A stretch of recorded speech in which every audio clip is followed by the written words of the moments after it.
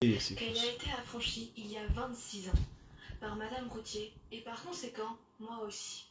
Je décide donc, avec l'aide de Constance et le soutien de M. Boucher, procureur de Lille et son substitut, d'assigner un procès à Lori le 17 octobre. Je vais regarder. Et envoyé en prison Je vais regarder le 28 octobre 1817. Mais je demande un procès en instance au tribunal de Saint-Denis que je perdis également. Je ne sors de prison que le 2 novembre 1818 et mon maître m'envoie travailler dans une plantation d'un des membres de sa famille sur l'île de France, plus connu aujourd'hui sous le nom d'île Maurice. J'effectuerai pendant 10 ans des travaux forcés et j'entretiendrai une correspondance avec Gilbert Boucher. N'ayant pas été déclaré lors de la traversée vers Maurice, je suis affranchi en 1829 par les Anglais, alors maîtres de l'île. Mais je ne suis pas satisfait, car je voudrais être reconnu comme ingénu, c'est-à-dire une personne de naissance libre. Je suis confiseur jusqu'en 1835, date à laquelle l'avocat Godard des Apponais effectuera un pourvoi en cassation. Mais ce n'est qu'en 1840 que celle-ci invalidera l'arrêt rendu en 1818. J'apprends la mort de Gilbert Boucher en 1841 et 2 ans plus tard, la Cour royale me déclare comme né libre le 23 décembre 1843. L'histoire de Furcy est incroyable. Un esclave qui osait dire non à son maître et a brisé ses chaînes, avec le soutien d'hommes courageux, tels que Gilbert Boucher, un homme pour qui le mot justice avait encore du sens. Merci beaucoup. Remercions encore les élèves du roi donc pour cette histoire de Furcy, l'esclave réunionnais. Alors, Frédéric Régent, donc là on est dans la transmission aux enfants. Alors, voilà, vous ça c'est un de vos credos, la transmission. Oui, complètement. Donc déjà je transmets à... Alors, je vous coupe parce que Jean-Marc Léon, le président de la Fondation pour la mémoire de l'esclavage, prend la parole. Monsieur le préfet, Mesdames et Messieurs les ambassadeurs, il y a du vent, hein. Mesdames et Messieurs les parlementaires, Monsieur le vice-président du conseil départemental, Monsieur le maire de La Rochelle, Mesdames et Messieurs les représentants des associations, Mesdames et Messieurs les élus, chers élèves, il y a 23 ans en ce jour, intervenait au Parlement le dernier vote où celui-ci adoptait à l'unanimité la loi Taubira qui a fait de la France le premier pays à reconnaître l'esclavage et la traite comme crime contre l'humanité. Depuis cette date, tous les 10 mai, nous nous souvenons de cette page de notre histoire et de l'empreinte qu'elle a laissée dans notre pays. En France, cette histoire a commencé ici à La Rochelle. En 1594, il y a 230 ans, un navire, ironiquement baptisé l'Espérance, est parti pour l'Afrique, pour réaliser la première expédition de traite esclavagiste sous pavillon français. De 1594 à 1848, près de 1,5 million de captifs ont été déportés d'Afrique vers les plantations des colonies françaises d'Amérique et de l'océan Indien. Et 2 500 000 personnes y sont nées dans l'esclavage. 4 millions de victimes, dont le travail a grandement contribué à la richesse et à la puissance de la France pendant 2 siècles. Cette terrible réalité ne dit pourtant qu'une partie de l'histoire.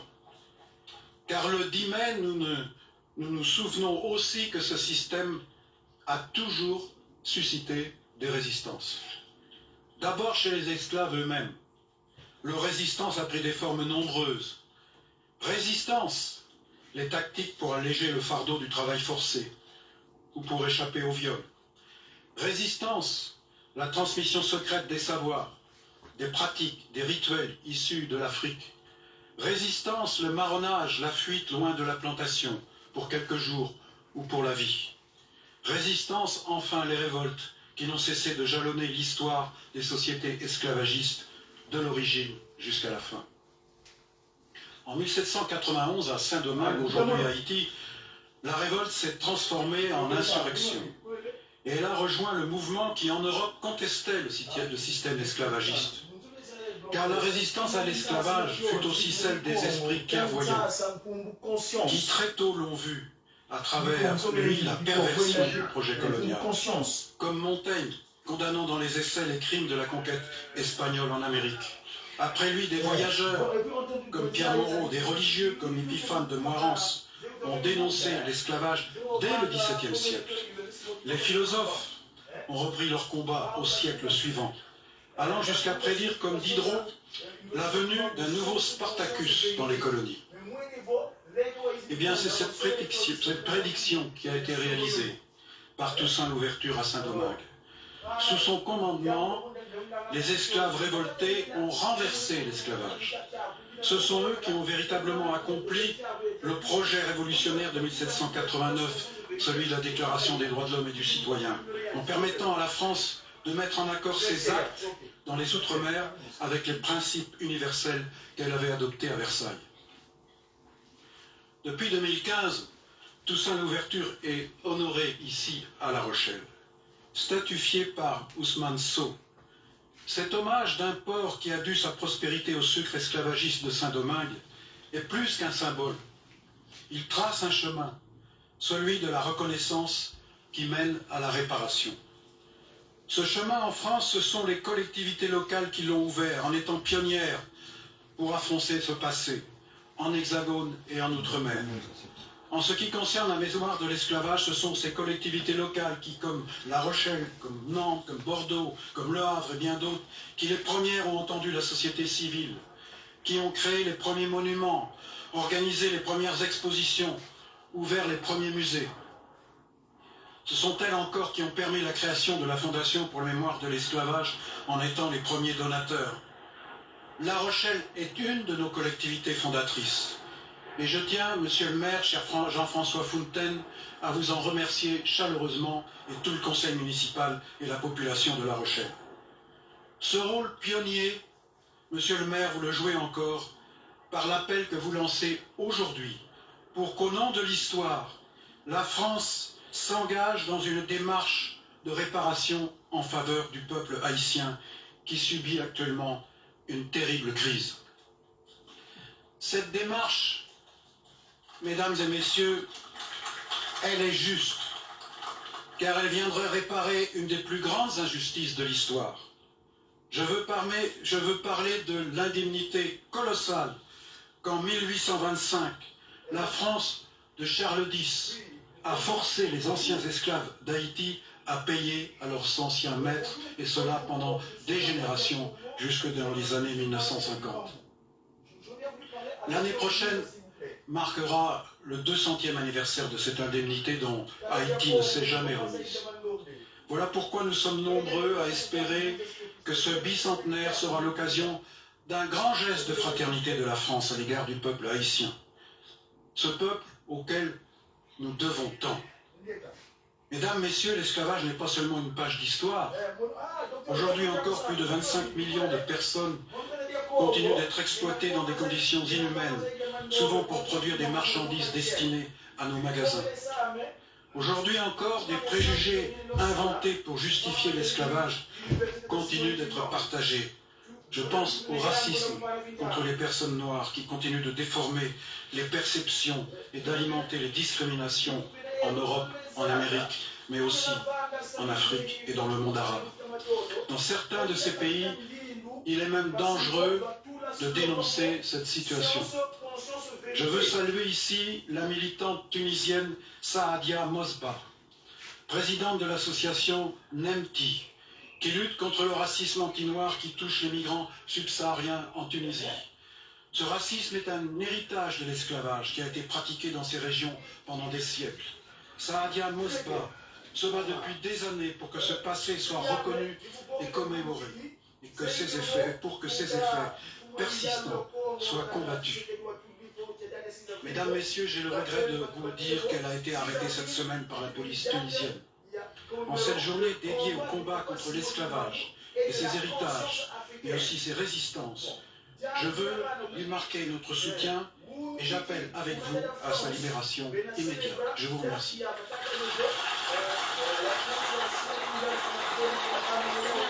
Monsieur le Président. Oui, Attal va prononcer son discours. Alors, je vous ai vu réagir durant le discours de Jean-Marc Ayrault. Emmanuel Bourdin, nous écoutons. Non, moi j'écoutais attentivement ce qui se disait, en particulier l'importance que en province notamment, mais dans les... On en reparle. Ah, ben, bien sûr. Le Premier ministre. Chère Sarah El Haïry, Monsieur le Préfet, Monsieur le Premier ministre, président de la Fondation pour la mémoire de l'esclavage, cher Jean-Marc Ayrault, Mesdames et Messieurs les parlementaires, Monsieur le maire, Mesdames, Messieurs les élus, Mesdames, Messieurs les ambassadeurs, Mesdames et Messieurs les représentants des associations, chère Colette Césaire, dont la présence nous honore, Mesdames, Messieurs, l'espérance. Parfois, l'histoire et le destin font preuve d'une ironie tragique, macabre. L'espérance. Ce nom sonne comme une promesse, comme un avenir radieux. Et pourtant, en 1594, à quelques centaines de mètres d'ici, dans le Vieux-Port, dans cette ville de La Rochelle, l'espérance avait le goût du reniement, le reflet de l'indignité, le sceau de la forfaiture. Car ce jour de 1594, le navire l'Espérance quitte le port de La Rochelle et part chercher des esclaves. Ce jour-là, ici même, commence l'histoire de la traite dans notre pays. Ce jour-là, ici même, certains ont dénié à des femmes, des hommes, des enfants, leur appartenance au genre humain. Mesdames et messieurs, la suite de l'histoire, nous la connaissons. Vous la connaissez. C'est la traite qui s'intensifie, navire après navire, décennie après décennie, à mesure que le commerce triangulaire se développe. Ce sont les chaînes de femmes et d'hommes vendus, échangés, maltraités comme des marchandises, comme des bêtes, parfois même moins bien que des bêtes. C'est le déracinement, l'arrachement à un pays natal, comme une marque indélébile. C'est la traversée, la faim, la peur, la maladie comme compagnie, la servitude ou la mort en guise de destin. Ce sont les pires reniements pour justifier l'injustifiable. Ce sont les frontières de l'humanité qui sont atteintes, dépassées. Cette histoire fait partie de l'histoire du monde, de l'Europe, de la France. Elle s'est écrite en France, à Versailles, à Paris, dans les ports de La Rochelle, de Nantes, de Bordeaux ou du Havre. Elle s'est écrite en Afrique. Elle s'est écrite partout où les femmes et les hommes venus d'Afrique étaient exploités, tels un minerai noir, pour reprendre les mots de René de Pestre. Mesdames et messieurs, oui, pendant plus de 150 ans, pratiquement sans discontinuer, de Louis XVI à 1848, le Code noir fut la loi de la France. Oui, la France des rois et de l'empereur.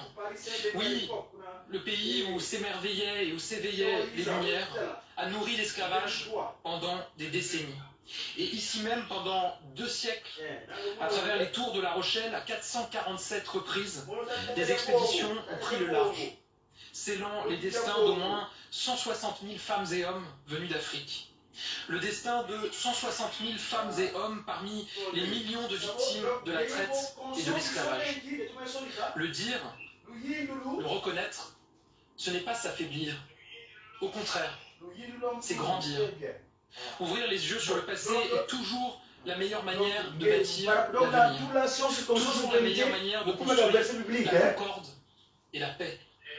Trop longtemps, un voile a été jeté sur ce passé. Trop longtemps, la mémoire de l'esclavage a été enfouie. Bien sûr, la mémoire de l'esclavage, c'est le rappel de la monstruosité d'un système d'exploitation qui faisait fi de la vie de l'autre. Le rappel tragique et terrible des sévices et des souffrances endurées par des millions de femmes et d'hommes à qui la mémoire de l'esclavage, c'est aussi celle de l'abolition. Recherchez la vérité Porta la République. et la vérité vous affranchira. Longue et sinueuse. Ah. Une quête Cherche la verset du milieu. ses Cherche années, Yahoo. ces héros, vous affranchira. Montesquieu, En tout cas, data docteur, il y a qui est mayangi, il vous peut date ya wunu. Il est journée nationale de mémoire de la traite, de l'esclavage et de leur abolition. Wunu qui poussir vous n'avez pas la télévision wena. Yani mfumalu yalo kata didi monsieur Attal, Gabriel, ou d'avanga discours de La Rochelle. toujours synonyme. Donc on réagit avec ça parce que papa diangenda, vous voyez des vidéos moi si vous n'avez pas qui va vous proposer, c'est que vous il a gavo, n'y'a date va manier esclavage.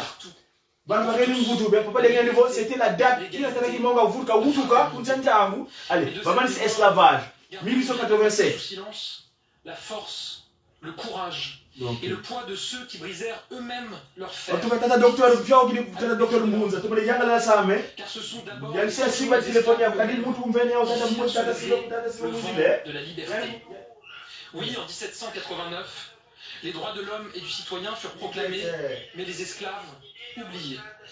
Et c'est bien le soulèvement de Saint-Domingue, mené par Toussaint Louverture en 1791, qui ouvrit la voie à la première abolition de l'esclavage. Oui, en 1848, on dit que c'est bien l'insurrection des esclaves de Saint-Pierre en Martinique qui a acté le mouvement d'abolition lancé par le République qui n'avait que quelques mois. Je veux le dire, Ingeta.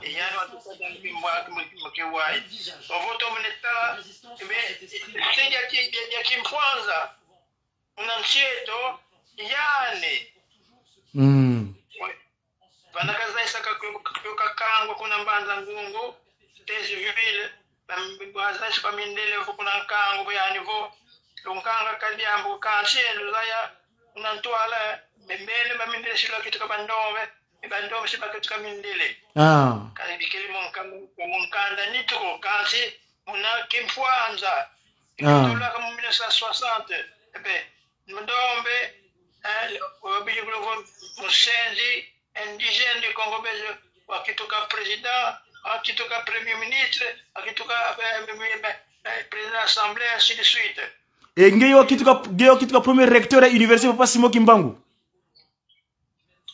Ah oui boy makadila kitoka recteur c'est kimpoanda mnamsheto data Simon Kimbangu ingete savo sa kuvu gena yang fiot donc kina tata papa dia ngende ka kusola mu kitu ka recteur ki kisimo ya recteur sim université Papa Simon Kimbangu boy makadila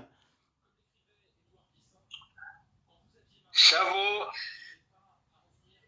le centre l'homme funo ingete mono oya baka sarka kidogo ya kitu kadoko tolo Nkumba Simon Kimbangu boy kyoka bako mali kimpoanza kuna msheto mna 1960 mono ya kala assistant médical kuna Matadi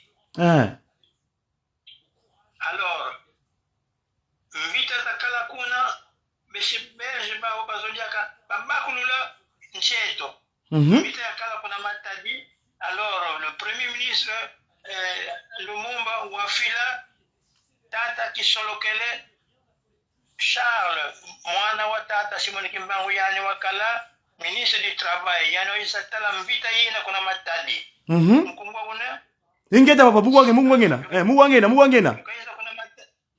kaisa kuna Matadi walwa kuna l'hôpital alors comme natando kina le personnel médical le plus gradé c'était mon nom alors baki di service médical za wonso za Matadi za Luyalu za Otraco za Agence Maritime ya banzanta kuna l'hôpital wa Kinkanda kuna twakala bitu kwa wonso pedi mama sali sampangi zetu za kizere za masolai makele vondo angoyo kwa so kwa bere alors tata kisol ko wiza kuna waje tata salukina yansonga mamba wonso yani vo mwana monon tomene gwa bon vous trouvez qu'on a qu'une ça si avant rapport comme ministre de la santé alors 3 semaines après il y a pas qu'un télégramme tata qui a acheté pour ça kuna Kinshasa qui a loi kuna Kinshasa ba kumba kuisona maneno parmi les les assistants de Kabafita Kuela, kuna mputu mpasamba kitu kama dokotolo.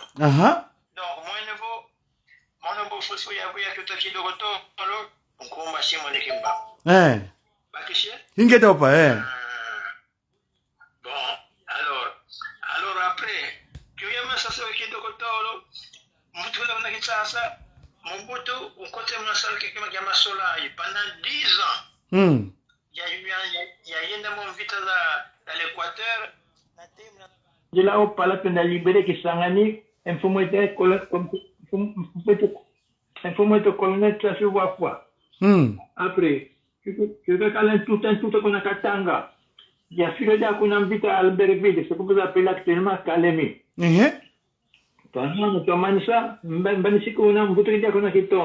Après, le mercenaire, Jean Scramp na beaucoup tout un il y a filé d'un qu'on invite à Kuna, tu nous invite à Yandiaka, tu nous voyez-vous. Alors après, yo kakala tata jangene ya niveau, kazole katunga une école médicale, et kasala dia ka l'hôpital. Walomba comme Boutebo, zoli à sala l'hôpital, et école médicale. Quand si j'ai besoin d'un médecin, alors, je n'ai pas besoin de mais n'y nous emboté. Quand si, désolé, à niveau, moi na bête, ça vaut, quand si, mon sœur qui m'boulou kena, yani bon kumani nani, yani bon kumani tata qui a je vais les démobiliser. Voilà, katula mon sœur qui m'boulou, hein, avec grade de colonel. J'ai mis à la disposition tata d'Angenda. Alors tata d'Angenda, il y a kuna mon côté yani bo, mwene bo mwana mono kuna wayanga la go kanche, utu sadisa. Utu sa l'école médicale, on a bon lo, utu tunge l'hôpital. Vous manifestez le Kenya, si à l'ombre la bourse, par exemple, vous trouvez qu'on a pour tout cas on a un statut de long cardiaque à Bobwenge. Voilà. Donc après ça, eh bien, il y a ça, la salle à l'hôpital qu'on a qui m'a séqué,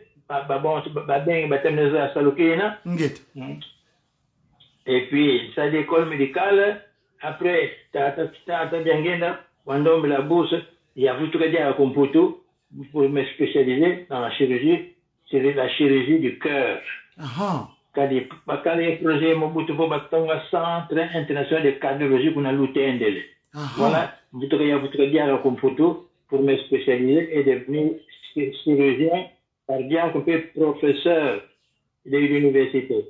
Alors, il y a quel long parcours, tata Simoto Bokam Diana Kamona Bom Phénomène, Papa Diang na fizi wanda waisa kuna Genève et puis waisa kupali yani bo mwana mono wiza to monana alors mono ko Montpellier ngina yani bo wiza kupali ngina ya yenda kuna parita mona tata jangene yani bo mwana mono wete vutuka ko Kinshasa pasibo wazibula université ya beto kaje faculté ya théologie ya tambululu kwa UNAZA. Voilà, mon quiz est bon ici. Il va y avoir en 92, Tata Diangenda Vondi. Et puis, au mois de mars, elle m'a dit avion, nous avons dit ça, Tabou Abana Tata Dialunga, Tata Dialunga. Oui, j'ai dit, mon ingue est en après, bon, si comme on a un kamba. Les 4 avril, il y a un kamba, il y a un niveau, d'assongue salo, kuna suna sédiamono. Voilà comment on a commencé cette université de Simone Kimba. Tata docteur Mbunza Kia Kutufia Ukidi. Et puis, donc, on t'a l'engue votre, nous baki du slogan tout dit, science, conscience, vérité. Ça, c'est la fiote. Vous t'avez dit à drôle de aussi la lèvre, tata. Pourquoi science, conscience, vérité? Tu es là. Mais il m'a dit, vous avez cette science et conscience.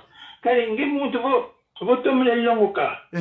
Long ngang za jingi kansibo ngi ndu zambote mnantu nkatu sabo sio kitu kama vagabo. Voilà. Abingi batomene babene ngang za jingi kansi kabene yen tona za fuana ko kabene ngendu za fuana kumna kadilu bakite vanga mambo makonde mfuno. Or beto vokoko univo na yengendu za jingi Donc, le Bobingi, que nous a beauté, sur Thomas la seule qui a beauté. Qualité Tanzambie ou Nakazole. Ah, donc, à partir des textes, il faut chercher la vérité et la vérité vous affranchira. Il y aura la science, conscience, vérité, université, il ne faut pas se moquer. Hello.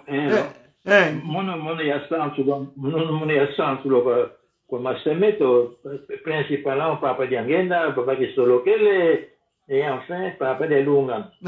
Donc j'étais très proche de Bantu Bang et principalement tata de lunga. J'étais presque moi en année quand j'étais presque son adepte. Voilà. Donc alors il dit à mon nouveau Beto baki mangiste tu sala keba. Kadi masemeto tu zile ki monto kia ukasi mana masije katuba zeyeko. Voyez-vous? Et tata simone kimbango loazola loalembozola tout mois pour mettre Jésus Christ. Kadi wawandina pour mettre Jésus Christ. Zayavo auparavant.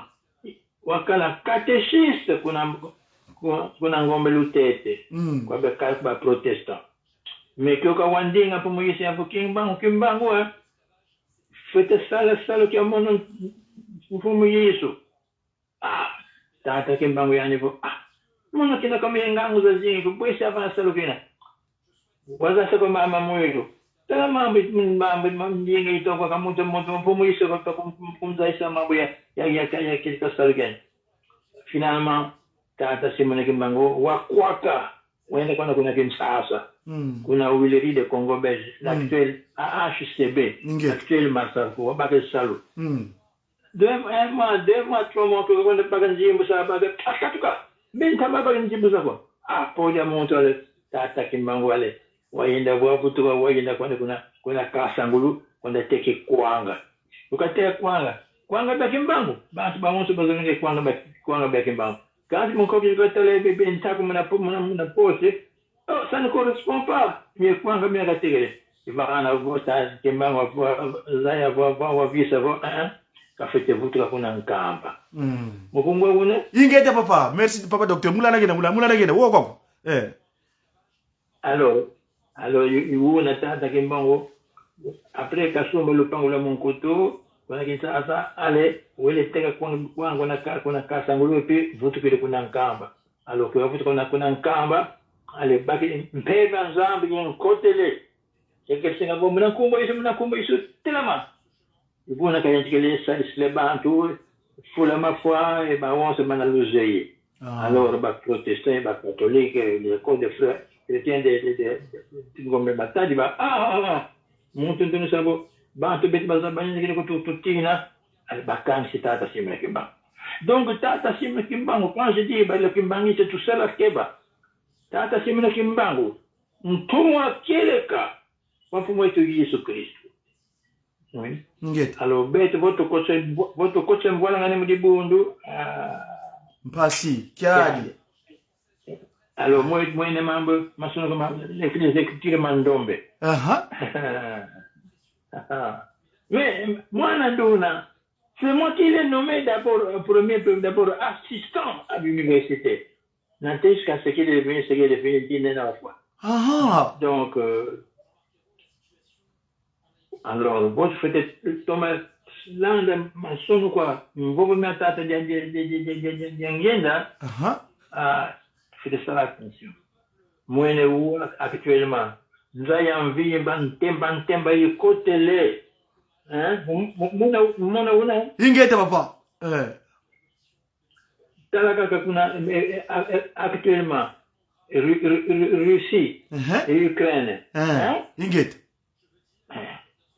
c'est grave vraiment et Israël avec kuna Gaza muna ingeta. Et maintenant encore, Iran contre Israël, Invita. Ingeta. Et vous voyez ce qu'on a beto. Rwanda. Watu côté là, il y a le coltan, la région minière de coltan, Katabaka. c'est plus de 15 millions de babampanzi zetu kuna nord qui va fuir. Tela poko. Ndai ko tema.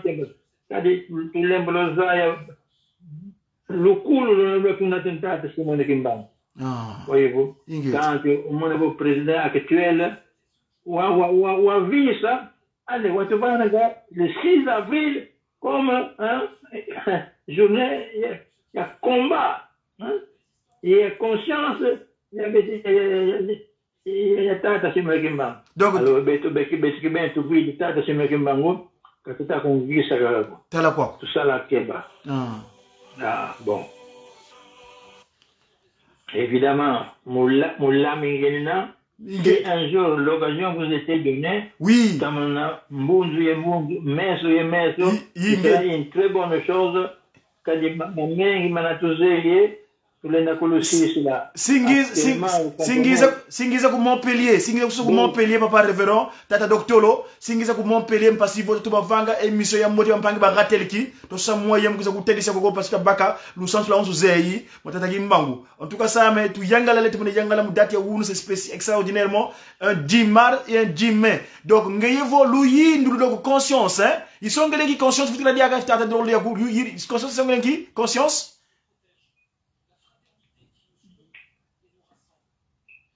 Allô?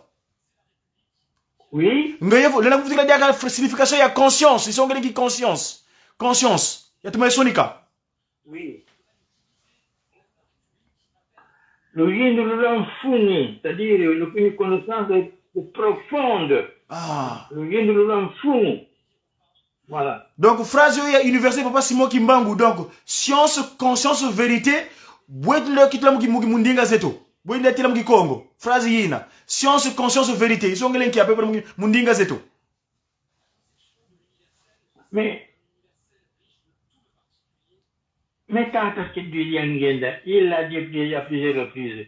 Quel est le cas qu'il en sait, tout cas qui toka le vonuko, et le vonuko qu'il en sait qui toka, quel est le cas quoi. C'est ça. Recherchez la vérité et la vérité vous affranchira. Kazola, nous voulons faire des désordres, créer des monstres, quand la vérité est têtue, elle finit toujours par triompher. C'est ça. Voilà. Tout isani. En tout cas, tata docteur Kyakumbunza, tumene yangalala, kizeiko, vo mwana mvuvu msuka wana yadle tuvana beto bana bako. Tete de tavanga émission ta kulwa singiza ku dans le sud de la France comme Montpellier, vous avez une émission on attend mon wunu, si tu as un dernier mot à dire papa révérend. Ou papa docteur. Mon nom il y a qui nous coucou nanté jusqu'à vers fin juin, il y a qui nous coucou kadi et après si akala kuna chance. Ah, kadiam tu wizane. Donc si akuboki là parce que wizane mkuza kutela kuna mompile mvanga émission moti mpangi ba rateli kivu preski, vous avez ngasa kuzuza media. Ta tu tondele. Tu fais au kiti. Sala moyenge. Ingeta sam, tu fais bibene pe kala moyenge mo vuva moi, tu wisane. Merci tata. Au revoir papa. Voilà, mes chers amis, j'étais avec le docteur Kyakumbunza, le premier recteur de l'université Papa Sibo Kimbangu. C'est celui-là, vous avez su son histoire, on a parlé lors de la création, notre langue du Congo, mais on aura l'occasion de vous mettre ça en tension. Mais en tout cas, on va s'organiser, je vais voir avec mon coordonnateur ici de la Ratelki, le papa, le très distingué Paul Dilunga de Malonga, pour qu'on cherche une équipe d'aller à Montpellier et réaliser une émission proprement dite concernant l'historicité de ce savoir. Papa Dengue a mis en place l'université Passimo Kimbangu. De l'autre temps, nous reverrons à La Rochelle où le Premier ministre Gabriel Attal est en train de commémorer la date de l'esclavage de l'homme noir. Comment on était très chosifié à l'époque. Suivons donc la cérémonie. Désolé pour ceux qui étaient en live, mais allez sur France Info, vous aurez les informations directes. Je vous remets la live.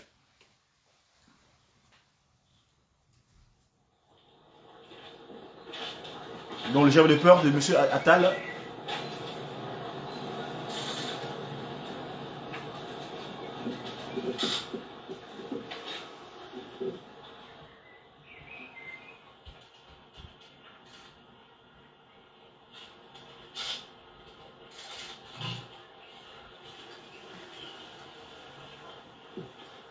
À nos enfants de la patrie,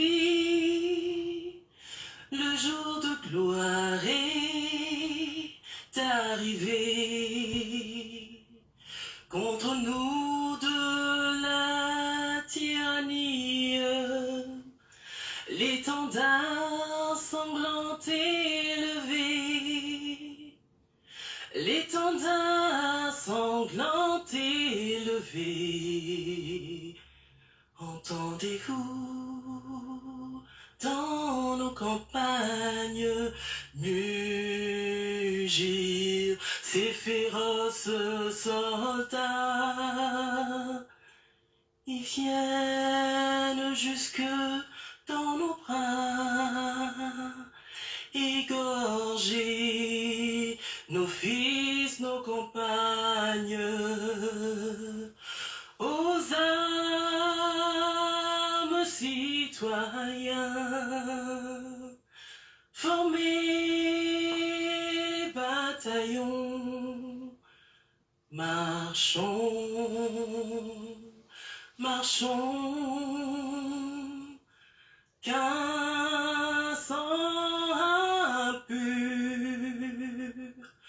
abreuve nos sillons.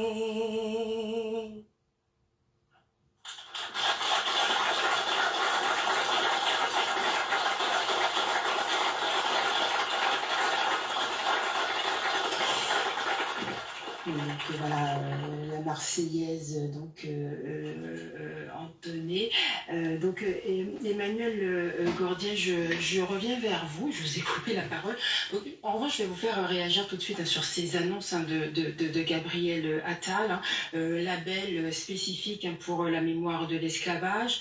Donc le mémorial national érigé à Paris, donc ça c'était une promesse, ainsi qu'une grande exposition nationale. Voilà, ça faisait partie de vos demandes. Alors écoutez, j'ai bien écouté surtout le discours du Premier ministre.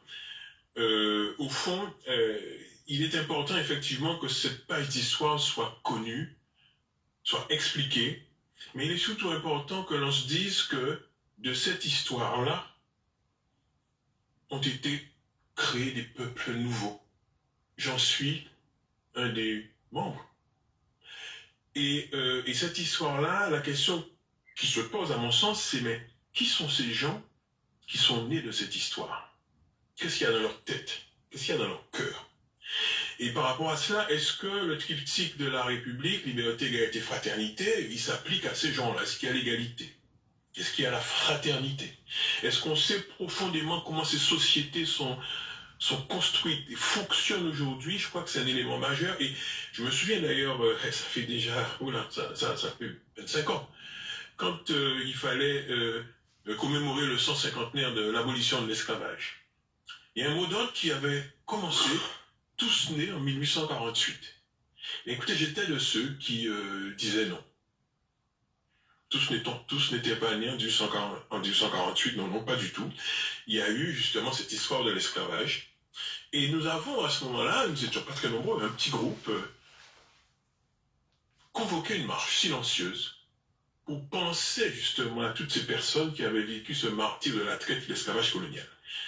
Et je crois que c'est ça qui a été le Big Bang mémoriel, qui fait qu'aujourd'hui nous nous posons ces questions. C'est cela qui a fait que la France ait pu dénoncer l'esclavage et la traite comme un crime contre l'humanité, parce que justement, les populations qui en étaient issues ce jour-là ont fait une démonstration ce 23 mai 98, 40 000 d'après les chiffres de la police. Et donc, quand on réfléchit à cela, on se dit que la suite de cette manifestation doit être tout naturellement celle du 23 mai. Je signale que, je rappelle, parce que là ça n'a pas été rappelé, même par le Premier ministre, je n'ai pas entendu dire qu'il y a 2 dates nationales. Une effectivement pour commémorer l'abolition, les abolitionnistes, c'est ce qui est juste, les résistants à l'esclavage, et une autre, justement, mais pour penser à ces victimes de l'esclavage colonial. Voilà, et je crois que c'est une question de principe importante.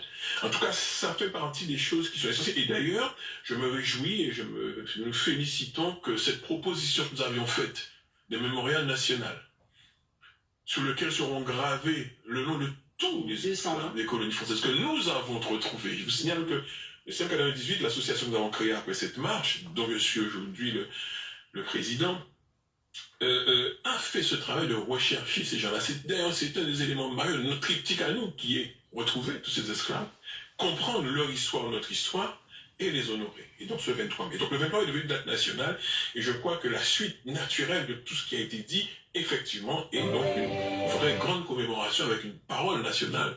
J'ai entendu M. Hérault le dire tout à l'heure, je crois que c'est essentiel pour ce 23 mai. À venir. Donc voilà, Gabriel Attal qui est en train donc de serrer donc des mains à La Rochelle au parc d'Orbigny, puisque c'est ainsi qu'il s'appelle. Voilà, nous allons retrouver, donc là il est en train de saluer la foule et les personnes venues donc assister à cette cérémonie. Nous partons à Cayenne rejoindre Jean Moumou. Alors Jean Moumou, quelle est votre réaction au discours de Gabriel Attal, ces annonces qu'il a faites, qu'est-ce qu'elles vous inspirent?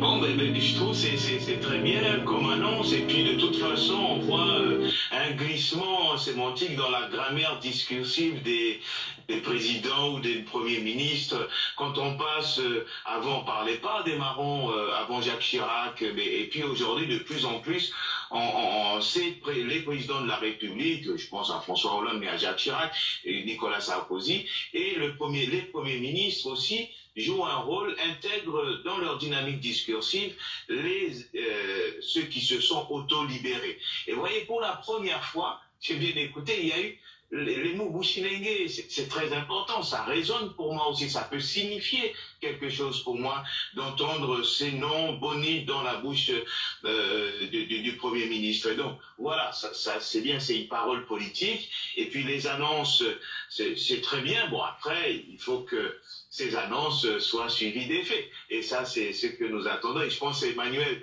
ne va pas dire le contraire, y compris Frédéric. Et en tout cas, c'est très bien, c'est très bien. Alors Frédéric Régent, cette annonce, bon, il y a le mémorial, ce label spécifique pour la mémoire et cette grande exposition nationale en 2026. Oui, ce sont de très bonnes annonces qui permettent d'entrer concrètement donc dans la mise en pratique de cette mémoire de l'esclavage et aussi de ce devoir d'histoire, parce que tout cela doit s'appuyer sur des connaissances scientifiques. D'ailleurs, je voudrais juste préciser une chose, la France ne rentre pas dans l'histoire de la traite négrière en 1594, mais en 1571, date à laquelle un navire négrier français veut vendre des esclaves à Bordeaux et la cour d'appel de Bordeaux décide qu'il n'y a pas d'esclavage en France. Et c'est pour ça qu'en 1594, il y a un navire de La Rochelle, alors que la France n'a pas de colonie, qui va chercher des esclaves, acheter des esclaves en Afrique pour les vendre au Brésil. Voilà, donc... enfin, on va y revenir. Oui, non, mais voilà, donc il y a la question du... Voilà, ces annonces vont dans le bon sens, donc une grande exposition. Bon, le mémorial, c'est déjà en œuvre, et vu qu'il y a les 3 équipes d'architectes paysagistes qui sont en train de travailler pour présenter des projets, et l'un d'entre eux sera retenu. Donc tout ceci va dans le sens, voilà, moi ce que j'ai aimé dans les paroles prononcées, c'est dire pour grandir et regarder l'histoire en face. Effectivement, il faut regarder cette histoire en face, ça fait partie de l'histoire de France, et même ça a modifié le peuple français en tant que tel. Je veux dire, le peuple français... Bon, souvent on parle d'immigration, mais bien souvent c'est de l'immigration de gens qui étaient français avant 1960, donc voilà. Et vous, Simon Routaïrou, ces annonces du Premier ministre sur le label spécifique Non, je trouve que ce sont des annonces fortes. Je laisserai parler l'historien sur la concrétude. Moi, ce qui m'a beaucoup touché aussi, c'est le moment où les enfants ont lu les textes, les mots magnifiques d'Aimé Césaire. C'est vrai que j'aime penser notre nation comme une grande famille. Les enfants ont besoin de connaître le passé pour construire leur rapport à la nation et leur rapport à eux-mêmes. Qu'est-ce qu'on dirait d'une famille où il y aurait des silences, des non-dits, et on cacherait les choses sous le papier du passé? Non, il faut que les enfants, la nouvelle génération, sachent tout de notre histoire, de façon à pouvoir avancer vers l'avant sans rancœur. Et j'ai trouvé très beau le passage sur la jeunesse. Alors, je vous reprends tout de suite. On va à La Rochelle avec Ludmila Zi, qui est donc avec le sculpteur Filippo, le sculpteur de la statue Clarisse. C'est bon. Oui, tout à fait, Laurence. Alors, je suis avec Filippo, son nom d'artiste. Donc, Filippo, vous avez été choisi pour faire cette sculpture. Vous êtes haïtien. Haïti, ça a été la première république noire libre du monde en 1804. Qu'est-ce que ça représente pour vous? Moi, c'est une fierté de partager cette histoire-là, et pour le monde entier, et pour la jeunesse qui va venir, en fait, qui va comprendre. Mais il faut connaître le passé pour avancer dans le futur. Et moi, j'ai ça comme mission. Alors, vous avez vous avez souhaité transmettre quelque chose de particulier à travers cette œuvre? L'histoire, c'est présenter toutes les femmes nourricières de l'époque, et aussi et faire connaître en fait l'histoire vraie en fait des femmes qui pouvaient pas trop nourrir les enfants, ces enfants, mais qui étaient là en fait pour nourrir les enfants des colons. Donc pour moi, c'est un travail de devoir de mémoire pour faire comprendre ça, et c'est quelque chose qui n'est pas en fait et trop dit dans l'histoire de l'humanité, mais c'était fait et c'était vrai, et maintenant beaucoup de monde va le connaître. Qu'est-ce que ça vous fait de l'avoir inauguré aujourd'hui à La Rochelle? Ça dit beaucoup, ça dit une victoire pour la race noire, pour les gens qui vont le voir et qui vont connaître cette histoire. Merci beaucoup. Merci beaucoup. Merci Ludmila Zi. Donc Emmanuel Gordon, vous vouliez réagir? Juste réagir sur un point, dire pour grandir, c'est extrêmement important, mais j'allais dire d'abord et avant tout pour les populations issues de cette histoire qui en souffrent ou qui c'est encore un boulet, connaître cette histoire, connaître un petit peu tout ce qu'elle a pu créer. Je pense aux femmes, on parlait des femmes tout à l'heure qui allaitent l'enfant du maître. Je crois que c'était le sein gauche pour l'enfant du maître et le sein droit pour son propre enfant. Il me semble qu'il y avait une dichotomie aussi à ce niveau-là. Mais ce que je voulais dire par là, c'est que ces femmes-là, elles apportent le maître de la mère, l'article 13 du Code noir. Et quand le maître vendait la femme, il en a avec les enfants. Ça nous explique peut-être les structures de nos familles d'aujourd'hui qu'il faut bien comprendre. Famille monoparentale. Et celle qui protège finalement la société, qui protège les enfants. Et c'est un petit peu l'emblème, le symbole que nous avons créé avec un artiste martiniquais, non aujourd'hui décédé. Hein. Voilà, donc je pense que c'est extrêmement important, cette image de la femme qui protège, pour moi, c'est un peu l'emblème de ces sociétés. Oui, alors la sculpture Clarisse, en fait, elle a été ramenée en France par son maître en 1700 et en 1793, en fait, elle a sollicité le Conseil général de La Rochelle pour obtenir sa liberté. Elle a obtenu gain de cause en 1794. Alors, Jean-Marc Ayrault a évoqué les réparations. Alors, doit-il y avoir une réparation de l'esclavage pour pallier les séquelles de la traite négrière? La question est au cœur des revendications dans la Caraïbe.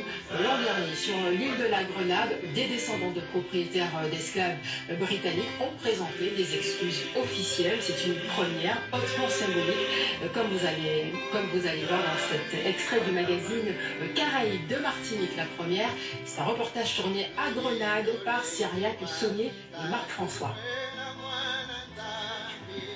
C'est sur 6 propriétés comme celle-ci que des ancêtres de la journaliste américano-britannique Laura Trevelyan faisaient travailler gratuitement plus d'1 millier de personnes. La reporter de la BBC a été choquée en découvrant que ses aïeux avaient touché l'équivalent de 3,5 millions d'euros d'aujourd'hui en guise de dédommagement à l'abolition. En février 2023, la famille s'est rendue à Grenade pour formuler des excuses et restituer une partie de cette somme. To the people of Grenada, au peuple de la Grenade, we, nous, the undersigned, sous-signés, écrivons pour présenter nos excuses pour les actions de nos ancêtres qui ont tenu vos ancêtres en esclavage.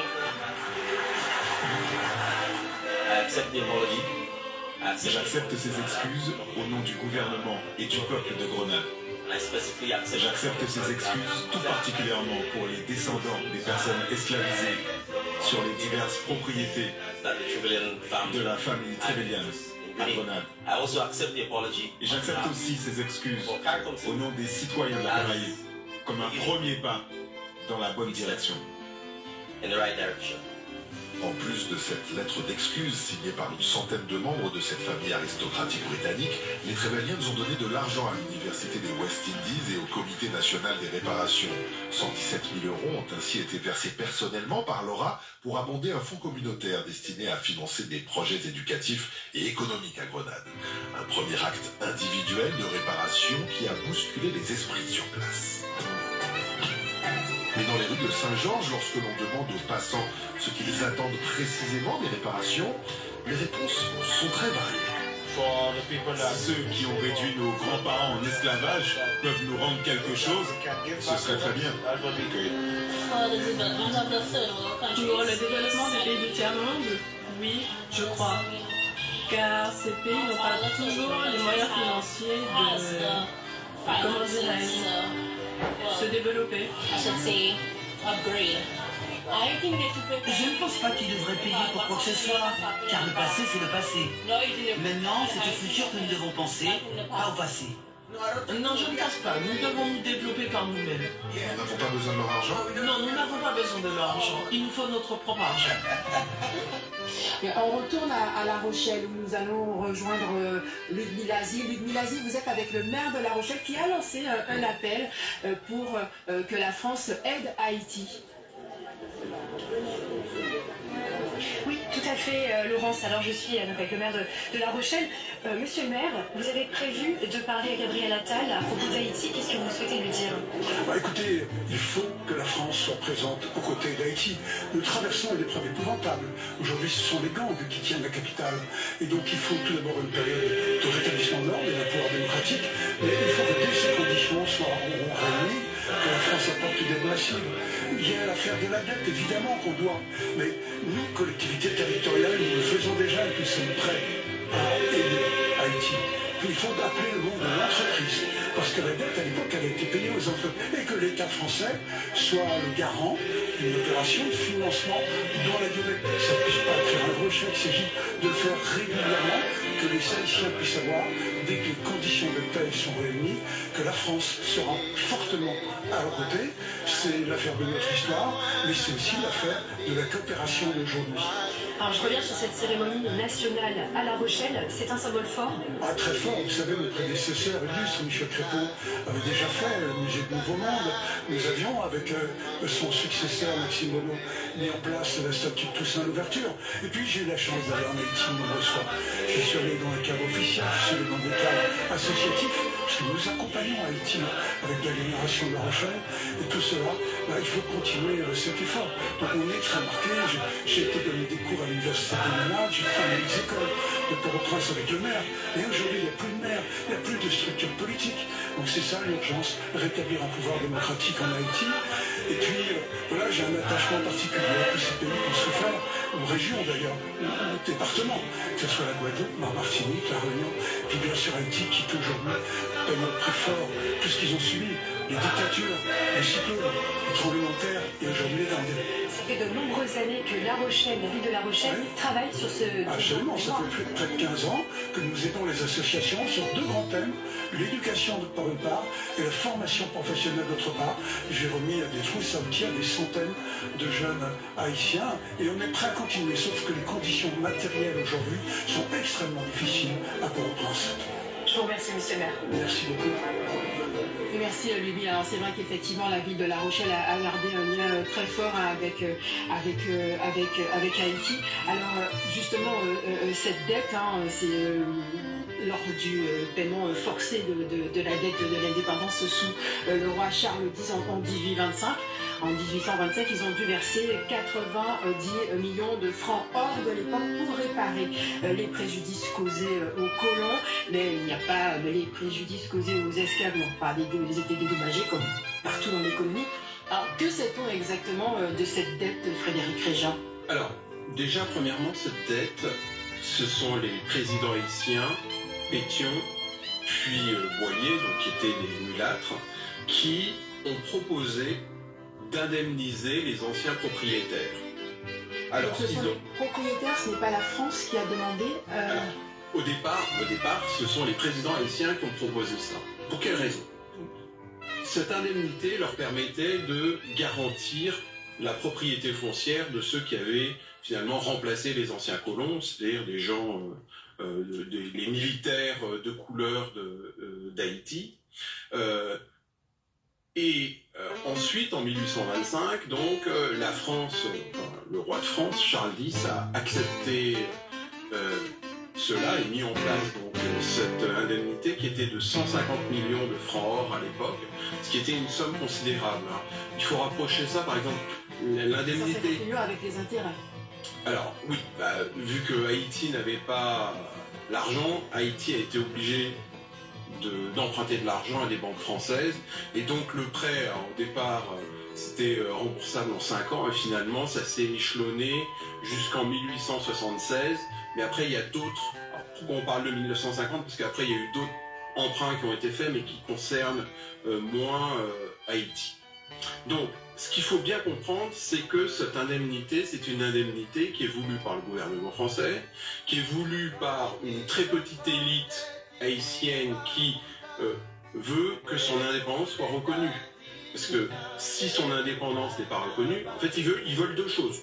Que leur indépendance soit reconnue, et deuxièmement, garantir la propriété foncière. D'ailleurs, les propriétaires de plantations, ils veulent pas de cette indemnité. Eux, ils veulent que la France fasse la reconquête d'Haïti et retourner à Haïti et récupérer leurs terres. Donc, cette indemnité s'inscrit aussi dans une politique, parce qu'en 1825, le roi Charles X, le roi de France, va mettre en place aussi ce qu'on appelle le milliard des émigrés. Pendant la Révolution française, eh bien, tous les biens des nobles qui avaient quitté la France ont été confisqués et ont été vendus. Et donc, ils demandent au peuple français de rembourser finalement cet héritage de la Révolution. Donc, dans le même moment, on a une réaction à la fois contre le peuple français et aussi contre le peuple haïtien.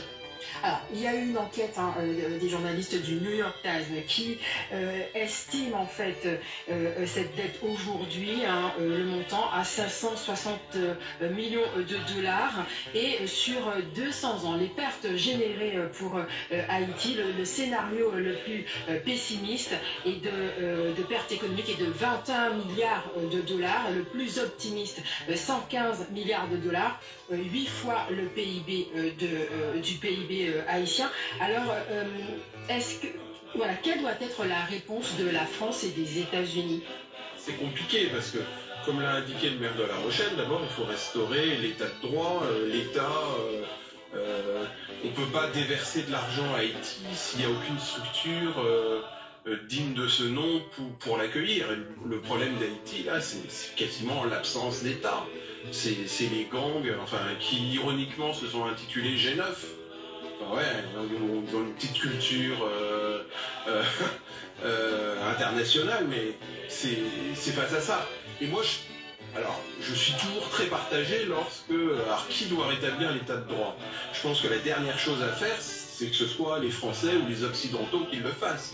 C'est aux Haïtiens, je pense que ça prendra du temps, mais vaut mieux que cela se passe de cette manière, parce que moi ça me fait penser à Restore Hope, vous savez, à l'époque, quand les Européens veulent soit instaurer la démocratie, ou on voit ce que ça peut donner par la suite. Donc il y a un préalable qui est cela. Et effectivement, il faudra participer, et je pense que ce qu'a dit le maire de La Rochelle était très bien, de la coopération sur de la longue durée et sur des projets concrets, voilà. Donc voilà, nous verrons tout à l'heure à La Rochelle. Emmanuel Gordien, justement, alors vous, qu'est-ce que vous pensez de ce sujet? Comment la France peut-elle réparer la France, et il y a aussi les États-Unis, parce que c'est une question internationale. C'est une question compliquée, très très compliquée. Moi je me dis toujours, le crime contre l'humanité, c'est d'abord la colonisation. Si on va au bout du processus, au bout de la question, mais pourquoi il a fallu ce territoire les coloniser? Pourquoi il a fallu y amener des esclaves pour qu'il y ait de la résistance? Est-ce que la France et les États-Unis ont une part de responsabilité dans ce qui se passe aujourd'hui à Haïti? Mais pour moi, en tout cas pour moi, originellement parlant, ces territoires avaient des sociétés qui vivaient, c'est les Taïnos qui étaient les premières populations qui avaient là-bas. Les Espagnols, première responsabilité. Alors bien sûr, et ensuite ces Taïnos, ils ont été, le pays a été envahi par des colons européens.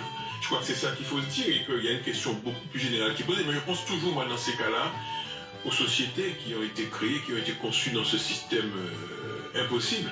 Qu'est-ce qu'elles sont? Et c'est ça ma vraie question. En plus, j'ai une proximité avec les Haïtiens. Dans notre petite commune de Port-Louis à la Guadeloupe, on a une communauté haïtienne très forte, très très forte. Et je me demande vraiment comment ça... J'ai pas de réponse à cette question. Vraiment, je trouve que ce qu'a dit le maire de La Rochelle me parle, mais je pense que c'est beaucoup plus compliqué que cela. Je pense qu'il y a une question de politique internationale, et ça c'est vraiment la question du président de la République et de la France. Non? Oui, alors, François Hollande, alors j'attends qu'on me dise à quel moment je retrouve Ludmilla. François Hollande, quand il était allé, quand il avait fait donc sa visite officielle dans la Caraïbe, avait donc déclaré en Guadeloupe que certains ont appelé ont appelé cette exigence la rançon de l'indépendance. Quand je viendrai en Haïti, j'acquitterai à mon tour la dette que nous avons. Et puis d'ailleurs quand il est monté sur l'estrade, il a trébuché, ce qui a fait dire donc aux Haïtiens présents, voilà, qu'il y a eu une vengeance parce qu'effectivement, donc nous retournons à La Rochelle avec Ludmilla Azy, qui est avec la chef d'établissement du lycée de la MEP de Fort-de-France. Tout à fait, Laurence, avec Madame Hardy des Sources. Bonjour Madame. Bonjour. Vous êtes venue spécialement pour cette occasion avec des lycéens martiniquais?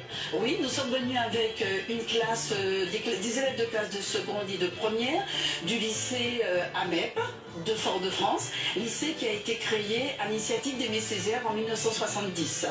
Et c'est avec beaucoup de plaisir que nous avons préparé cette occasion, puisque l'année dernière, nous avons fêté les 110 ans d'Aimé Césaire autour du devoir de mémoire. Et bien évidemment, les élèves de La Rochelle sont venus dans notre établissement et nous faisons retour aux sources. Donc nous avons préparé ces événements avec 3 enseignants qui ont décliné les textes d'Aimé Césaire avec nos élèves. Et c'est avec beaucoup de bonheur que nous participons à cette cérémonie. Qu'est-ce que vous souhaitez transmettre précisément aux élèves? Alors nous voulons que nos élèves n'oublient pas ce devoir de mémoire, n'oublient pas que l'esclavage, ça ne doit plus avoir lieu sur terre. Et nous voulons dire à nos élèves qu'ils ont le devoir de transmission à faire parce que ce sont des valeurs dont Aimé Césaire tenait. Et c'est vraiment fondamental pour nous de pouvoir perpétuer cette idée que plus jamais un homme sur terre ne doit être esclave. Très bien. Bon, je vous remercie Madame. Je vous en prie.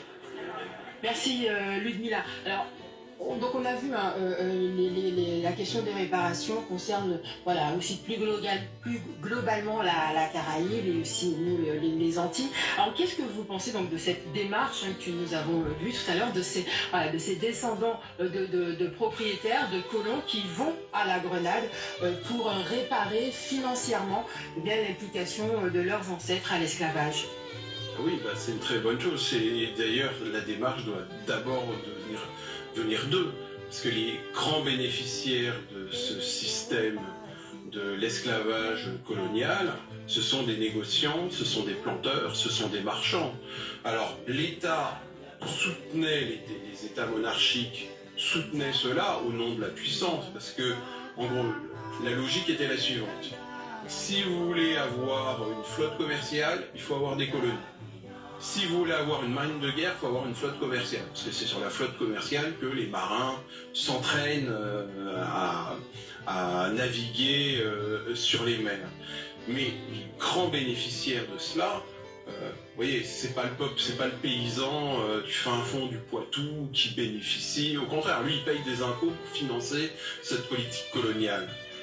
Ceux qui bénéficient de ce système, ce sont vraiment les planteurs, les négociants et donc les héritiers à la fois généalogiques, mais aussi les héritiers en tant que système, c'est-à-dire que le système capitaliste, c'est à eux de payer plus qu'à l'État, parce que l'État, c'est quoi? C'est vos impôts, mes impôts. Donc moi j'estime que c'est à eux de payer et pas à moi. Enfin voilà, moi je pense que c'est dans cette démarche-là qu'il faut aller. Et puis il faut aussi régler les inégalités du présent. Ces sociétés, voilà, au lendemain de l'abolition, la fortune du descendant d'esclave, c'est pas la fortune du descendant de maître. Et ça, il faut mettre en place des dispositifs qui permettent de rééquilibrer les choses. Rapidement, Emmanuel Gordien, sur cette question, justement, on voit qu'ils sont divisés à Grenade.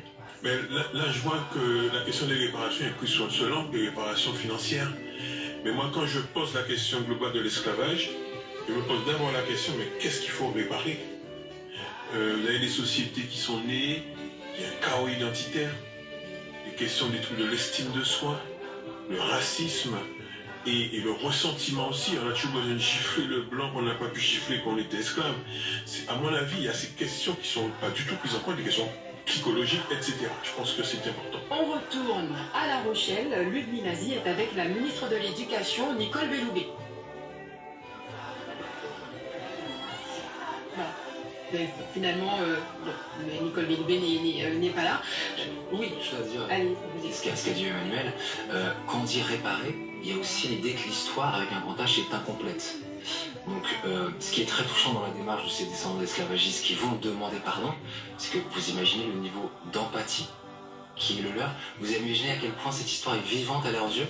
Et là, je pars de ma paroisse. C'est là que les films, peut-être que ces descendants d'esclavagistes, ils ont vu 12 Years a Slave, ils ont vu Amistad, ils ont vu Django. Donc, l'enjeu, c'est aussi de rendre empathique cette histoire, pas uniquement pour les afro-descendants ou pour les ultramarins, pour tous les Français. Oui, Jean Moumou, on retourne à Cayenne. Donc, justement, pour vous, cette question des réparations, cette démarche, qui a fait des émus d'ailleurs, qu'est-ce qu'elle inspire aux Pays-Bas également? Le roi a demandé pardon. Qu'est-ce qu'elle inspire pour vous? Qu'est-ce qu'elle vous inspire? C'est vraiment compliqué comme question, effectivement, quand on regarde l'ouvrage d'Antoine Garac. Peut-on réparer l'histoire? Alors, réparation financière, ça c'est un gros problème. En revanche, réparation des conséquences des séquelles, conséquences psychologiques, comme dit Emmanuel Gordien, ça sont ou même symboliques. Mais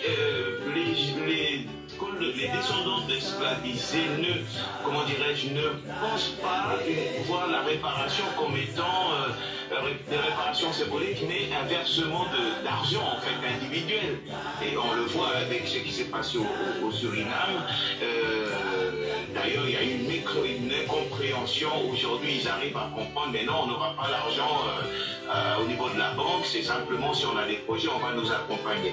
Et donc, il faut faire le risque aussi, c'est qu'on ne peut pas être plus victime que les victimes elles-mêmes. Et ça, il faut qu'on puisse comprendre cela et faire un travail sur soi aussi, lutter contre les discriminations, parce que ces temps-là sont toujours présents dans l'imaginaire des sociétés. Quand on revient sur la dette, effectivement, en Haïti, et Frédéric Réjean a dirigé une thèse qui aborde ces questions, pouvoir, société, questions agraires à Saint-Domingue. Et quand je l'ai vu, j'ai dit, mais effectivement, cette question est complexe au niveau de la dette. Il a bien sûr bien résumé l'idée. Donc voilà, pour reprendre, c'est pas évident l'idée de la réparation financière, parce que à qui est destiné cet argent? Est-ce que c'est au gouvernement? Qu'est-ce que les gouvernements vont faire de cet argent? Est-ce que la population, les populations des marges, qui sont plus victimes, qui sont à genoux, qu'est-ce que ces populations vont recevoir? Et souvent, en fonction des États, on ne sait pas. Et peut-être aujourd'hui, on est devenu, du moins, on assiste à une certaine communication politique. Bon, à la Grenade, c'est bien, oui, c'est bien, mais bon, quelle est l'intention? Comment, pourquoi avant, il n'y avait pas eu cette démarche? Et ce que Frédéric Réjean a dit, et je pense qu'il a tout à fait raison, la démarche doit venir aussi d'en haut, et pas d'en bas, parce que les gens, comme je dis, les gens sont quémandeurs, en fait. Merci Jean Moumou. Donc c'est ainsi que donc, nous allons faire refermer cette émission. Alors vous nous avez emmené donc votre livre Frédéric Réjean, l'esclavage raconté aux enfants. Donc merci à vous. Et pas seulement, bien sûr, bien d'autres livres. Nous sommes tous des enfants. Tout à fait. Donc, merci à vous. Merci aux équipes d'Outre-mer, la première, ici à Malakoff et dans nos stations. Voilà, mes chers amis, vous avez suivi, je vous ai fait un live en même temps en regardant ce qui s'est passé sur France Télévisions. On est aujourd'hui le 10 mai en l'an 2024. Cette date du 10 mai, je me souviens, quand Papa Simon Kimbangu m'a visité en 99, nous avons accompagné Christine Taubira dans cette action. Parce qu'à l'époque, les gens me prenaient pour un fou, mais je partais jusqu'au Palais Bourbon pour pouvoir faire des choses. Alors, il est question de quoi? Avant de cela, là c'est bien, hein, c'est l'État français, ils ont un petit remords. Monsieur Attal a parlé, il a dit des choses, mais ici, il est question de fondamental. Heureusement, j'ai eu la chance, pendant la communication, j'ai eu le docteur Kiakou Munza, qui est celui que Papa Diangenda avait choisi pour mettre en place l'université Papa Simon Kimbangu. Le savoir. Et à l'époque, quand on a mis en place cette structure, le savoir, un caractère intellectuel, c'était pour... et le slogan que vous avez mis, c'est science, conscience, vérité. J'ai appelé le reverend, le docteur Kiakou Munza, depuis Montpellier, là où il est. On a échangé.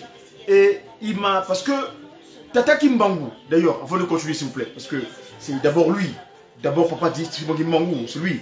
Hein? Et là, nous allons écouter la deuxième forme de Papa Simon Kimbangu, quand il est venu sur terre. Hein, nous le connaissons. C'est le structurant de cette action divine. Là, on a parlé des mémoires. Hein? Les mémoires. Les mémoires. Quelles mémoires? Reportez d'abord en Kamba. Écoutez ce que dit Papa Simon Kimbangu. Parce que, avant de parler des choses, il faut d'abord savoir ce que nous sommes. Qui sommes-nous? Papa Fumolongo Diangenda Kontima n'arrêtez pas de dire Motomwindo Outawapi. Toi, l'homme humain premier, tu es le peuple Bantou. Bantou, les premiers. Mais qu'est-ce qui s'est passé entre temps? Hein? Pourquoi tu es arrivé jusqu'à ce niveau-là? Et donc, s'il vous plaît, allons. Je l'ai partagé, hein, c'est un fichier. Je l'ai retrouvé dans les réseaux sociaux, Internet, YouTube. Et j'ai récupéré. On va écouter, s'il vous plaît. On va écouter. On va écouter. On va écouter. Voilà. Voilà. Suivons ce que dit le fond sonore musical.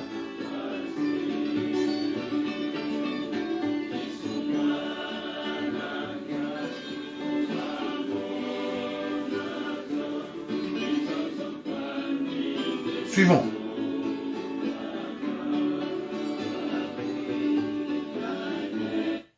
Suivons.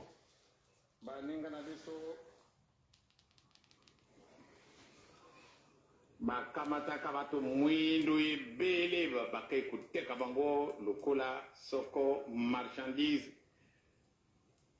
ezalaki choix bakangi bato ebele mingi ya balongwa na Congo, mingi na Zaire, mingi na Angola, bakanga maka bato ebele bateki bango bakei na bazando bati bato kuna amosusu bati bango na cage ndenge ezali koyelaka lelo bamarchandise mosusu ezali koyaka na bacontener bakamati bato bati bango kuna ntango bakamati cage oyo batiaki bato mwindu bakei yango na grand marché. Ale bakufungulaka moko bafunguli obimi bakangi batambulisi yo kupesa boni mosusu alobi nakupesa $5, mosusu alobi nakupesa 15, mosusu akoloba nga napesi 18, bamosusu nga napesi 20. Nani achi plus batali moto azali te. Ale adjuge bakamati mutu wana maboko kangama na nsima. Ale bakei wana bazali koseka ye. Ale babimisi mutu mosusu, ainsi de suite. Mutu makambo yango ezali ndenge mosusu. Makambo yango bazali ndenge mosusu. Batu batekami lokola tokotekaka ngulu. ube tokoteka kabantaba muntu metra tangi livre moko na monaki yango bato bateka maka banda wana Congo na Zaïre na Angola tango apesi biso chiffre ba commissaire du peuple nyonso to bazalaki na ndako nzambe nzambe nzambe Seigneur kasi sikasika wa tozali libre medika moko ezangi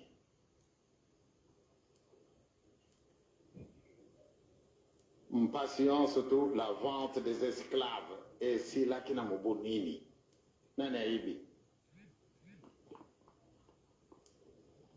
nani aibaki mbulo yo si là qui la vente des esclaves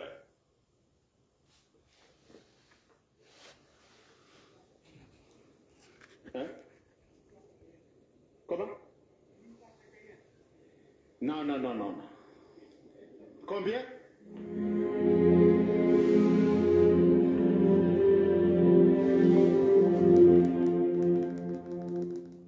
les droits du musical, le droit d'auteur du musical, c'est pourquoi je baisse le son parce que ça va être censuré sur les réseaux. Donc c'est pourquoi je baisse le volume de ce son-là. Donc on est le 10 mai aujourd'hui, chers amis. Papa Diengenda Koutima, le structurant de cette instance divine, structure spirituelle qui nous a franchis, qui nous a libérés, Tata Kimbangu. Aujourd'hui, il s'appelle Tata Kimbangu Kiangani parce qu'il a ajouté le nom de son fils. Papa Dialungana Kiangani, son fils de père. Prenons conscience, mes amis. Prenons conscience. Qui sommes-nous?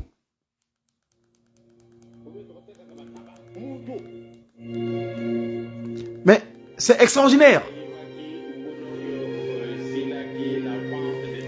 Quand est-ce qu'avait pris fin la vente d'esclavage? Là, c'est pas Fumolongo Diengenda qui parle. La deuxième femme physique, pas Simon Kimbangu. Le Saint-Esprit, notre libérateur. Nani aibaki mbulo yo silaki la vente des esclaves.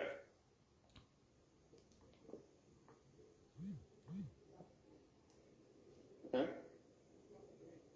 Comment? Non.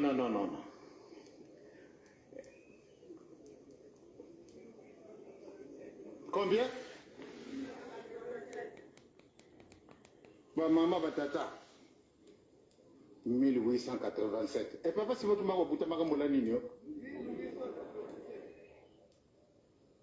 Est-ce que vous avez un maillot? Même pas nini, allez. La vente des esclaves terminée. La grande conférence de Berlin, allez. Eh, pour ça, on m'a dit sous-souté.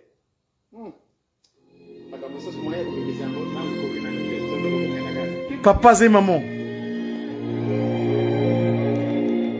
Empasiza mona mase ngaluze yezo luyindula ngazo vavanza. Et là sa divinité. Voilà, 51, Tata Kimbangu, il revient de nouveau sur terre, en Kamba, sous cette appellation que j'ai dit tout à l'heure, Papa Simon Kimbangu Kiangani. Prenons conscience, mes amis. Prenons conscience. Si on continue à s'ignorer,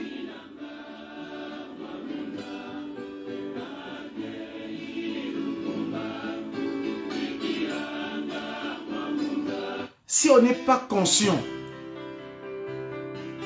de ce que nous sommes,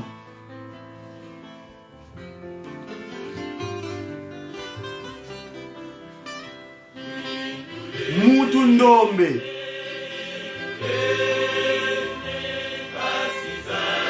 Kweikatuka,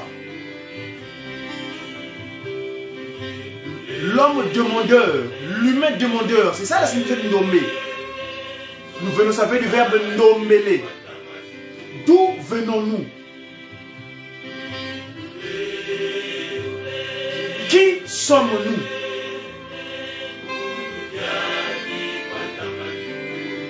Sa divinité en Kamba, Papa Simon Kimbangu Kiangani, le divin glorieux, l'omnipotent, l'omniscient, l'omniprésent, le divin 3O donc. On parle de la mémoire. Nous oublions très vite. On n'est pas conscient. Science, conscience, vérité. Le docteur Mounza l'a dit tout à l'heure.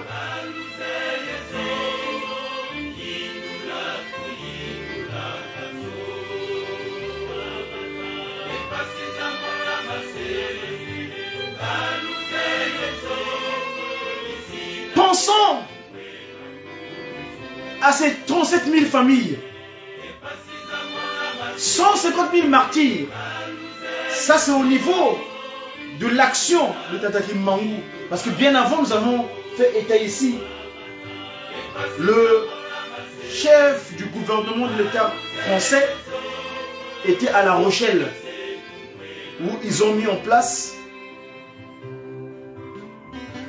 un symbole structuré par un de mes enfants, un frère de l'Haïti, parce que moi j'ai un lien avec l'Haïti. Vous savez que j'ai une postérité là-bas. Et Haïti, quand Papa Simon Kimbangu me visite en Europe, en France, à Paris, il me dira, j'ai une postérité. Et l'Haïti, c'est le premier pays africain nommé qui essaie de s'affranchir. Et j'ai appelé Haïti, c'est devant un acronyme.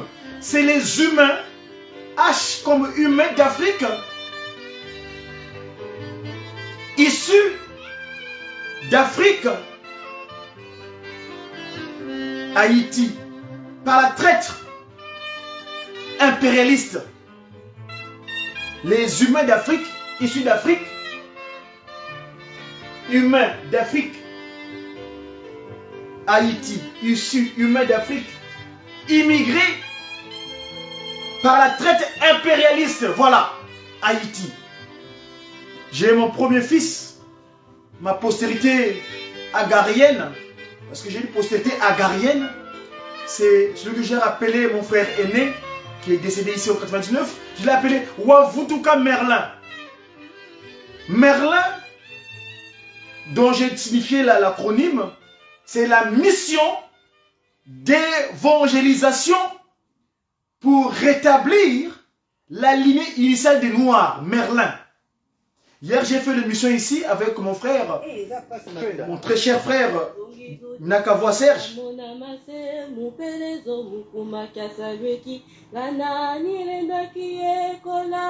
La deuxième postérité que j'ai eue avec cette maman haïtienne, et avec toute ma gratitude vis-à-vis d'elle, c'est Melvin Nkenda Zamfoumou. Cet enfant, né, parce que Merlin est né le 30 juin. 30 juin, date où Papa Simon Kimbangu écrit depuis, avant même l'indépendance, que l'indépendance du Congo, le jeudi 30 juin 1960. C'est date à laquelle mon fils vient. Mon fils qui est mon frère aîné, par sa mémoire, parce que celui qui a fait que je sois, grâce à ses décisions sages, que je sois en Europe aujourd'hui que je suis, parce que s'il n'avait pas pris des décisions capitales sur moi, je serais peut-être ninja et je serais dans la... Parce que Willy Mansanga, c'est un de mes amis.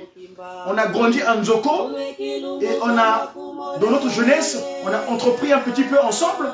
Mais c'est Yam Merlin donc qui prend la décision de m'envoyer à Pointe-Noire. Et j'ai Yamanangou, le seul et unique Kimbangiste de ma lignée consanguine de la chorale ici à Pointe-Noire, qui me dispose de ce que je suis. Et c'est là que j'ai vu sa divinité se manifester en moi. Et là, c'est en 92. C'est un témoignage, mais je ne peux pas en faire ici. C'était qui? Oye! Papa et maman, la prise de conscience. 6 avril, dorénavant, journée du combat de Tata Simon Kimbangu et de la conscience africaine. Je ne dis pas papa, j'aime bien dire Tata, parce que Tata me parle. Tata, c'est lui qui t'a dit, c'est lui qui dit, Tata télé, vovele. Vos tata qui m'a kangani vovele. Tele tata, tadiamu. C'est lui qui a le pouvoir. Donc, la prise de conscience, la conscience, Thomas Kizaya, le docteur Mbunza que j'ai eu en interview tout à l'heure, là j'en supplie mes responsables au niveau de la communication, que ce soit la Pratégie, la Presqu'île, il faut qu'on aille à Montpellier interviewer le docteur Kiakou Mbunza, celui que Papa Diangenda avait choisi pour mettre en place l'université Papa Simon Kimbangu. Vous avez suivi son témoignage très rapide que j'ai eu en audio parce que j'ai eu au téléphone. Et là, je voulais remercier Tata Munzila, Mbote Munzila. C'est lui qui était là-bas à Montpellier et qui m'a donné donc, qui a été découvert par Tata Docteur Kiakou Munza là-bas à Montpellier. Et c'est lui qui m'a donné donc son téléphone pour qu'on puisse échanger. Donc, il faut qu'on aille à Montpellier réaliser une émission avec Docteur Kiakou Munza pour nous relater un peu. Parce que c'est important, la mémoire. Luyindulu, Luyinda, conscience. Je lui ai posé la question à Dr Munza, pourquoi on a donné, parce que chaque université a son générique, comme il dirait, science, comme on dit, Bolingo Mibé comme ça là, l'université Simon Kimbangu, c'est science, conscience, vérité. Et Dr Munza me dira, c'est Papa Diangenda lui-même chercher la vérité et la vérité vous affranchira. Donc, science, conscience, vérité. L'affranchissement, la liberté, s'affranchir des entrailles de Chétan, Kadiam Peba Lucifer. Papa Kimbangu dira, mes enfants, ayez le Zondissa, le Zola Sikobisalou. Je crois que vous aurez ce dont vous aurez besoin. Et donc, pour ne pas tirer en longueur, en tout cas, c'est une communication assez particulière. On est en phase avec la date d'aujourd'hui parce que 10 mai, la France reconnut l'esclavage, crime contre l'humanité. Et Papa Diangenda, vous savez, l'accident qu'il a connu de le Congo central, le Congo là-bas, à Vunzi, c'est parce que justement, la libération du peuple. Il vient de dire tout à l'heure, on a vendu les gens comme des marchandises. On nous a marchandés, on nous a chosifiés. On nous a qualifiés de noirs. Noir, qui vient du latin negriti, négro, obligé de peu de valeur. Mais le Télé Vozoka, qui est devenu la principale de l'homme. Et je vais finir ma communication avec cet hymne de Mandombe, parce qu'il y a l'espoir. On ne va pas se lamenter sur nous, mais Papa Kimbangu est venu, il nous a livré. Suivant. Ça c'est vraiment, c'est avec ça, nous allons finir, parce que c'est Papa Kimbangu. L'hymne de Mandombe.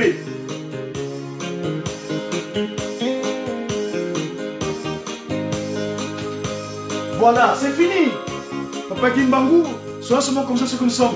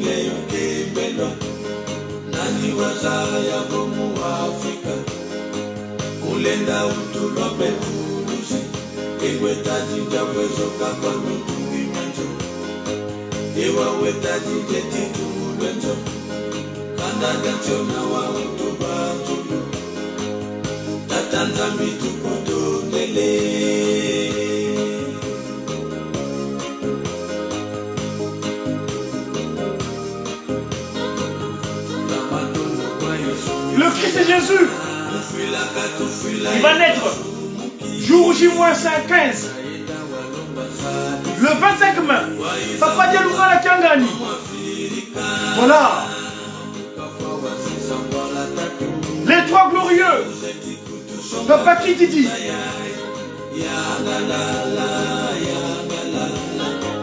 Afrika unume ukimelo nani wazaya homu Afrika ulenda utulope fulusi iwe tajija wezoka kwa mitungi menzo iwa wetaji jeti julu lenzo kanda jationa wa utuba zulu tatanza mitu kutondele ya galala ya galala Afrika ulunge ukimelo nani wazaya homu Afrika ulenda utulope fulusi iwe tajija wezoka kwa mitungi menzo iwa wetaji jeti julu lenzo Kanda Diansiona Wautu Banzulu Tata Kimbangu Kiangani Tukutondele Tata Kimbangu Tukutondele.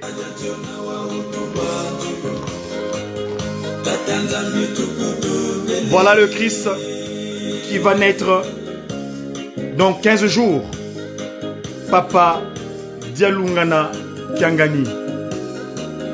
Le Christ sauveur, le véritable, le véritable, le véritable. Et Noël, c'est le 25 mai.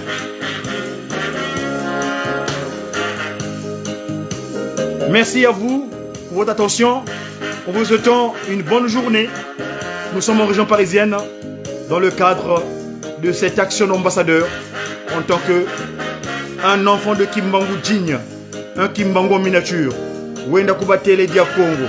J'ai qui? J'ai sa divinité. Tata.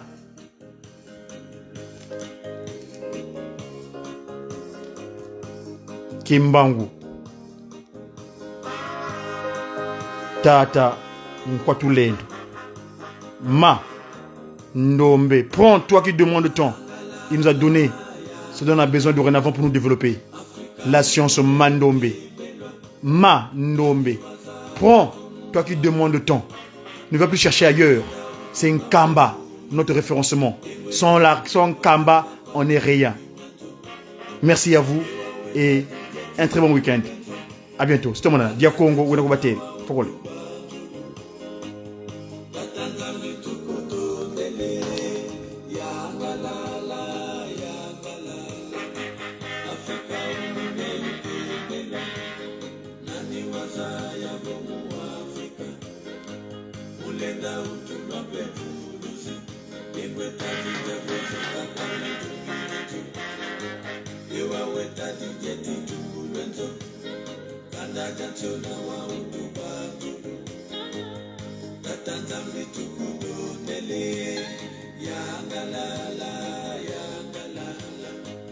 Afrika ulunge ukimelo nani wazaya homu Afrika ulenda utulwa pemfuruzi imwetaji japwezoka kwa mitungi menzo iwa wetaji jeti jumulwenzo kanda jationa wa utubanzulu.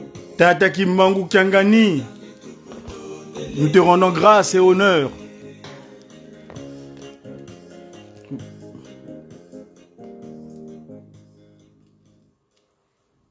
Et à très bientôt. C'est tout mon âne.